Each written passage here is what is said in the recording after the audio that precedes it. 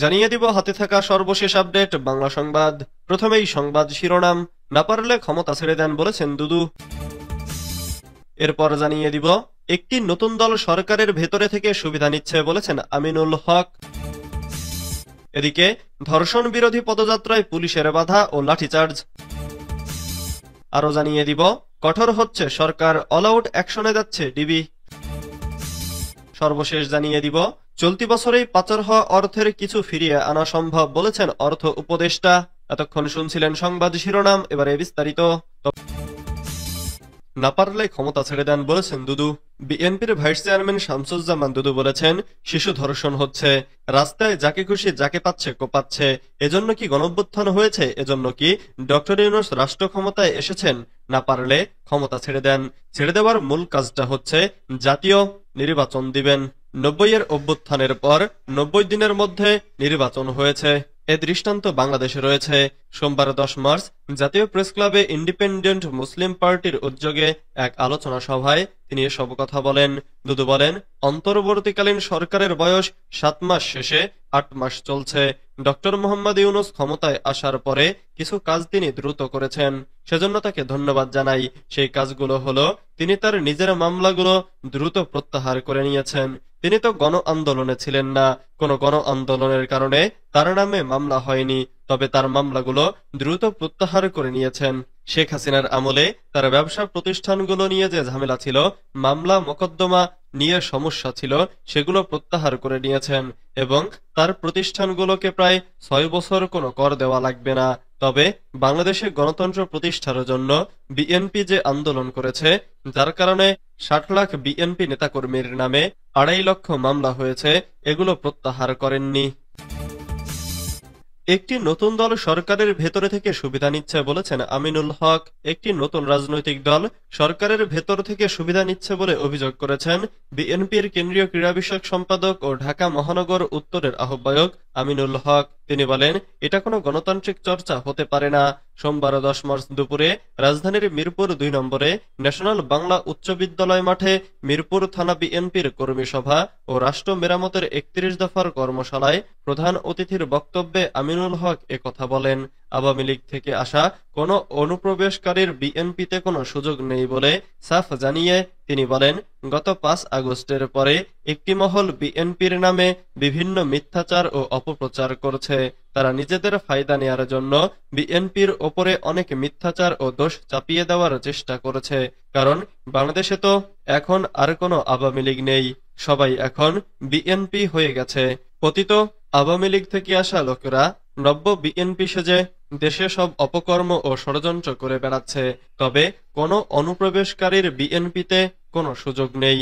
আমিনুল হক বলেন, আওয়ামী লীগ স্বৈরাচারী দল, তারা বাংলাদেশের জনগণের বিরুদ্ধে ষড়যন্ত্র করেছে। আওয়ামী লীগ বাংলাদেশের মানুষকে পুড়িয়ে মেরেছে, তাদের স্থান বাংলার মাটিতে হতে পারে না। বিএনপির নেতাকর্মীদের উদ্দেশ্য করে দলটির এই নেতা বলেন, যারা দখলদারি লুটতরাজ করে তারা বিএনপির কর্মী হতে পারে না, তারা শহীদ জিয়ার সৈনিক হতে পারে না। যদি ভুলেও আমাদের দলের কোনো নেতাকর্মী এই ধরনের অপকর্মের সাথে জড়িত থাকে, তাহলে আমরা তাৎক্ষণিকভাবে তার বিরুদ্ধে আইনানুগ ব্যবস্থা নেব। বিএনপিতে কোনো প্রকার অন্যায়কারীর ঠাঁই নেই। ধর্ষণ বিরোধী পদযাত্রায় পুলিশের বাধা, লাঠিচার্জ। ধর্ষণ ও নিপীড়নের বিরুদ্ধে বাংলাদেশ নামের একটি প্ল্যাটফর্মের গণপদযাত্রায় বাধা দিয়েছে পুলিশ। আজ মঙ্গলবার বিকেল ৩:৩০টার দিকে রাজধানীর ইন্টারকন্টিনেন্টাল হোটেলের সামনে পুলিশের সঙ্গে পদযাত্রাকারীদের হাতাহাতি হয়। এতে আন্দোলনকারীদের পাল্টাপাল্টি মার ধরে রমনা থানার এসি সহ দুপক্ষের অন্তত ৮ জন আহত হয়েছেন। মঙ্গলবার বিকেলে রাজধানীর হোটেল ইন্টারকন্টিনেন্টাল মোড়ে এ ঘটনা ঘটে। এর আগে দেশে অব্যাহত খুন, ধর্ষণ ও নিপীড়নের ব্যর্থতার দায় নিয়ে স্বরাষ্ট্র উপদেষ্টার পদত্যাগ এবং দ্রুত বিচার ট্রাইব্যুনাল গঠন করে দেশের সকল ধর্ষণকাণ্ডের বিচারের দাবিতে প্রধান উপদেষ্টার কার্যালয় অভিমুখে পদযাত্রা এবং স্মারকলিপি প্রদান কর্মসূচি শুরু করে বামপন্থী ছাত্র সংগঠনের একাধিক নেতাকর্মী। পদযাত্রাটি বিকেল 2:30টা নাগাদ ঢাকা বিশ্ববিদ্যালয়ের রাজু ভাস্কর্য থেকে শুরু হয়। পরে শাহবাগ হয়ে হোটেল ইন্টারকন্টিনেন্টাল মোড়ে আসলে পুলিশ তাদের বাধা দেয়। মিছিলে তারা স্বরাষ্ট্র উপদেষ্টা জাহাঙ্গীর আলমের পদত্যাগ চেয়ে একাধিক স্লোগান দেন।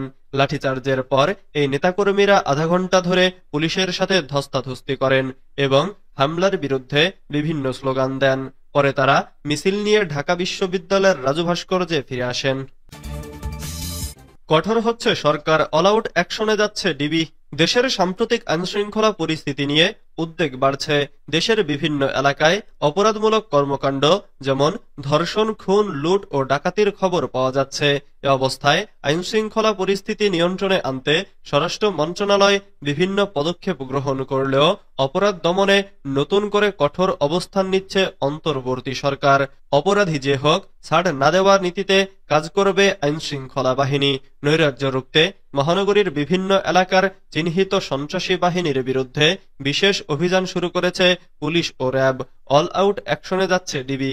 সরকারের কঠোর হওয়ার বার্তা দেওয়া হয়েছিল রবিবার 9 মার্চ আইনশৃঙ্খলা বিষয়ক বৈঠক শেষে সচিবালয়ে এক ব্রিফিংয়ে।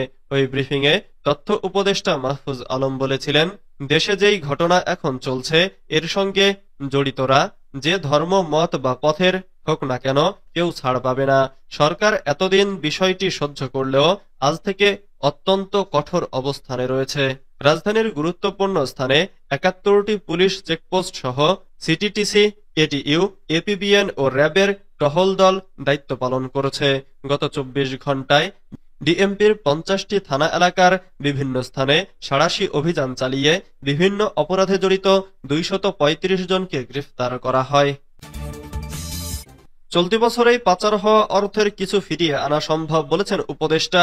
বিদেশে বিপুল পরিমাণ পাচার হওয়া অর্থের কিছু অংশ চলতি বছরের মধ্যে ফিরিয়ে আনা সম্ভব হবে বলে আশা প্রকাশ করেছেন অর্থ উপদেষ্টা ডক্টর সালেহ উদ্দিন আহমেদ। তিনি বলেন, আমরা যত তাড়াতাড়ি সম্ভব পাচার হওয়া অর্থ ফিরিয়ে আনার প্রক্রিয়া শুরু করব। এজন্য আমরা সংশ্লিষ্ট দেশগুলোর সঙ্গে চুক্তি স্বাক্ষর করব। মঙ্গলবার বাংলাদেশ সচিবালয়ের মন্ত্রিপরিষদ বিভাগ সম্মেলন কক্ষে সরকারি ক্রয় সংক্রান্ত উপদেষ্টা পরিষদ কমিটির বৈঠক শেষে সাংবাদিকদের বিভিন্ন প্রশ্নের জবাবে অর্থ উপদেষ্টা এসব কথা বলেন।